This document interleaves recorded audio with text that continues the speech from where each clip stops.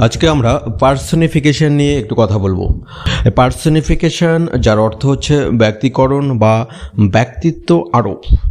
Personification হলো এমন একটি গুরুত্বপূর্ণ লিটারেরি ডিভাইস বা ফিগার অফ স্পিচ অর্থাৎ ভাষার অলংকার, যেখানে জড় বস্তু, প্রাণী বা বিমূর্ত ধারণাকে মানুষের মতো গুণ, আচরণ বা অনুভূতি দেওয়া হয়।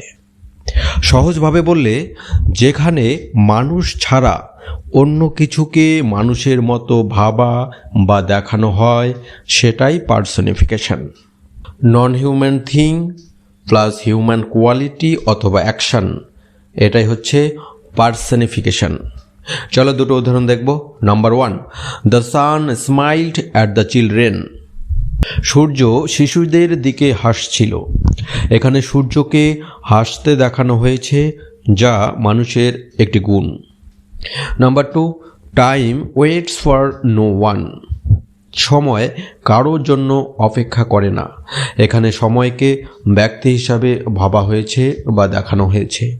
তো এটাই হচ্ছে পার্সনিফিকেশন বা ব্যক্তিকরণ বা ব্যক্তিত্ব আরোপ। আজকে এতটুকুই। খুব তাড়াতাড়ি আবারও নতুন ভিডিওতে দেখা হচ্ছে। ততক্ষণ take care, tata bye, thank you.